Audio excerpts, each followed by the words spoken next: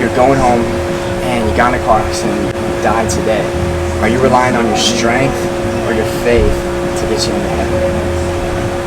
And it's a real different question. And either one of you guys can answer first. Gut feeling, maybe faith. Yeah? Yeah, I guess so. Okay. Yeah, I mean, religion's an interesting topic for me to think about, just because the philosophy I've had behind it has changed over time. But I'd say, ultimately, I'd say probably faith, because if you think about God's will, I mean, strength would be something that He provided, right? Yes. So, and strength's something that's kind of fleeting. I mean, right. We're kind of going downhill eventually. Yeah. All of us. We get old, right? It only lasts for so long. Do you have any thoughts? Would you say? I mean, I have faith and that I'm a good person. That's really what it comes down to. And then the strength to be a good person each and every day. I kind of feel like they go hand in hand. So, like, I'm going to rely on both. Gotcha. Okay. Well, I normally ask a couple questions in between, but just based off what you just said there, I feel like it's a good place to start. Would you say that you're a good person, both of you guys? I like to think so. Yeah? Overall, yeah. Overall? Yeah? Okay. Perfect. I grew up Catholic. I'm not practicing Catholic anymore. It runs thick in my family, just not a sip through. No, yeah. I would say the same thing. Both of you guys are talking about, not super religious. I'm really not religious at all. I've always looked at, I'm a follower of Jesus, a follower of the way, is how they said it in the beginning of the New Testament after Jesus had passed. And I think it's about having a relationship with God. And the reason I ask you guys if you're good people is that God in the Bible gave us the Ten Commandments. You guys know what the Ten Commandments are? Just heard of them? Yes. Yes, both heard of them? Yeah. Okay. Do you know why we were given the Ten Commandments? I mean, I feel as if there's been more than one interpretation over time, and depending on the sect, I mean, you follow it more or less strict. I'm not entirely sure if I could piece it into one thing, but I generally, I guess, get an idea. Yeah. I've heard so many, yeah. Kind of like a higher moral code, right? Right. Kind of like a way of living. The best way I've seen it described is that it was rules to help you love God and love people better. It wasn't just rules that you had to adhere to, so it like took over your life. Kind of like God's like a drill master that's trying to whip you into shape. Follow these things, or man, it's not going to be pretty. Yeah. I don't believe in that for you. I believe that it really is a relationship. And so the reason I bring it up is that even though I don't think it's like we're getting whipped to follow these things, I think that there's still reason, and that just like if we break the law in America, there's consequence, right? There's some consequence if we break the law. I feel like it's the same way with God. So I'm just going to ask a couple questions. I'm going to do it with you guys because I think we're all in the same boat. And the first one is, you ever told a lie? Oh, yeah. Yeah. Yeah, right? Absolutely. Absolutely. Me too. What do you call someone that tells a lie? I mean, you call him a liar, but... That's just as far as it's got to go. So, yeah. Have you guys ever stolen something?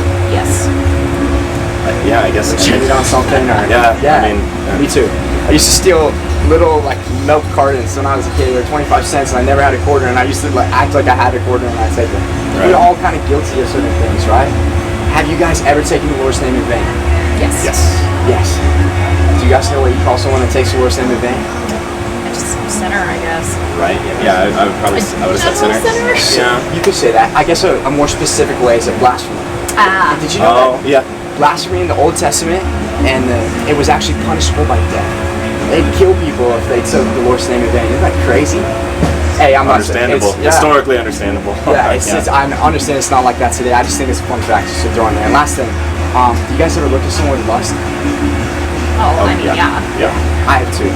I definitely have. Jesus said if we look at someone with lust, we've committed adultery in our heart.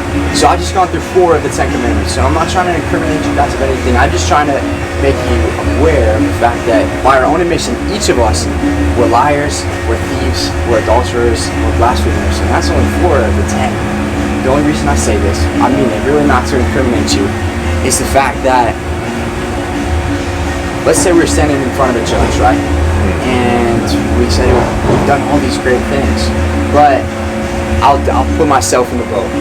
I stole a car, I went to a bank, I robbed the bank, and I shot the teller, right? And I'm standing in front of the judge. I've done, I think, plenty of good things. I've tried my whole life to be a good person. I really have. And I'm standing before the judge, and I'm like, I've done all these great things. Shouldn't that kind of substitute out or negate the fact that I did this? Will you let me off free? What does a good judge have to say? No. No, right? Yeah. No. And so we all just said that we've broken God's law. And I truly believe that one day we're all going to die. That's the only thing I know for sure.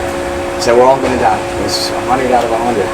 And we're, I believe, going to stand before God. And what does he have to say to us? If I've broken his law, yes, maybe I've done many good things, but is he going to say, you can go free, or heaven or hell? Let's say if it's just those two places. Are we going to heaven, or are we going to hell based off of our actions? Objectively, you'd think hell, but in other senses, you could advocate for heaven through eternal forgiveness, right, and atonement. Yeah, perfect. And how does that come to pass? What did God do for guilty sinners like all three of us? Forgive? Forgive. He could, but what did he sent his son to do? What? A sacrifice for us. Sacrifice for us, right? Yeah. He died on the cross. Jesus. He came because God loved us so much, and he knew we're all going to be sinners. Like you looked at me and you're like, Pastor, you're a total lie. And you're like, yeah, for sure. And God said that's one of his 10 laws, so we're not supposed to break. So we're guilty. It tells us in James, if you break one of the laws, the whole weight of the law is on your back. And so we're deserving of hell. But Jesus, he paid the bill. He came and he took the fine, he put it on his back when he died. And then we put our trust and our faith in Jesus. Heaven and a better life here on earth is available to all of us. We have to believe. Do you guys know what that process looks like? Is someone going to talk to you about that? Yes. Yeah. I think it might look a little bit different than, I'm not trying to throw anything on you. I'm not here trying to convert people. I mean, the only reason I'm here is because I love you guys. I don't know you guys at all.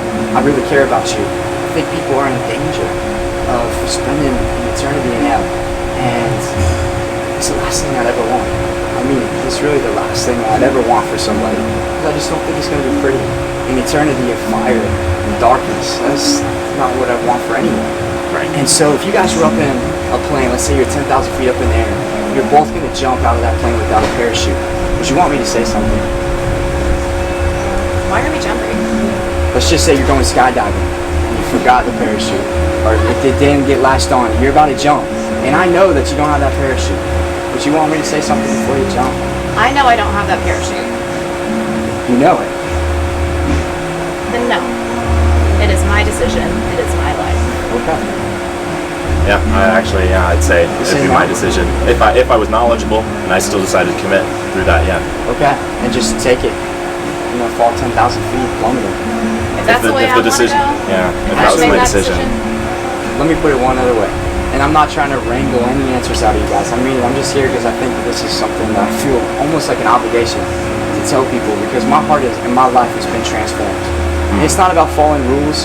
It's not about trying to be perfect. I think it's really about having a relationship with a God that fills that void in our heart that the world doesn't ever fill. Everything leaves me unsatisfied eventually. I have a great plate of food. I end up hungry a couple hours later. I have a cup of water. I'm thirsty a little bit later. I have sex and it doesn't fulfill. I want to have sex again, or I want to do some sexual thing again. Nothing in this life, I think, really actually fills that void but Jesus and God. I think we all have a God-shaped hole. He's seeking us out. He's searching for us to have a relationship with him, and that's why Jesus came. Not so we can be perfect. God knew you're not going to be perfect. He just loves you guys because you're his creation. He wants to be in relationship with you. So the last thing I'll say, let's say you have your earbuds in and you're on a train track and you're walking down and you have no idea that there's a train barreling down on you. And I see you. Would you want me not to come and push you out of the way and tackle you before you got hit by that train? Or would you want me to just watch this awful end? In that one, yes. Save me if I don't Save know. you. Yeah. Don't know. Yeah. Okay. That's exactly what I feel like in a spiritual sense. I'm doing it today because I feel like death is coming for all of us. And it's barreling down. We never know when it's coming. They call him the Grim Reaper for a reason because it's cutting us down. Yeah. And I feel like I want to tackle you guys because I don't want you to die. Jesus said he would give us everlasting life. He's living water. He's the cup. If you drink of the water of Jesus, you'll never thirst again. And that might sound super religious and kind of out there in the terminology, but I believe that he fills us. And that we can live a better life here, a more fulfilled, purposeful life. That's not relying on what I look like on the outside or what I do or who I am. There's so many insecurities in this world. I can find my purpose in Jesus and a God who loves me unconditionally to send his one son to die for us. I'm not asking for any conversion, or I just want you guys to think about that. go home tonight and you're like, man, I kind of believe maybe a little bit of what that little scrawny white dude was talking to me about earlier today. You have to put your faith fully in Jesus. It says, put your faith, confess with your lips, believe in your heart, Jesus is Lord, you will be saved. And if you repent of your sins, turn from a lifestyle of sin, and try to be more like Jesus, that you'll become a member of the family of God. It's a beautiful thing. There's eternity after a beautiful life here on earth. And I'm just so excited I had a chance to talk to you guys. I just want to say I love you guys. Thank you. Appreciate it. Do you guys have maybe any thoughts or any closing? No, I'd say it takes a long for me to process. Absolutely. Yeah. Will you guys do one thing for me? We just think about this maybe as you go home today, or just when you laying your head down to go to bed tonight. Maybe just think about just a few of the things that we talked about, because I just think they're important. Is that cool? Yeah, absolutely. Perfect. Well, it's so nice to meet you guys. Always a pleasure. Thank you so much. Thank you. So cool. Thank you. Yeah, of course. Yeah.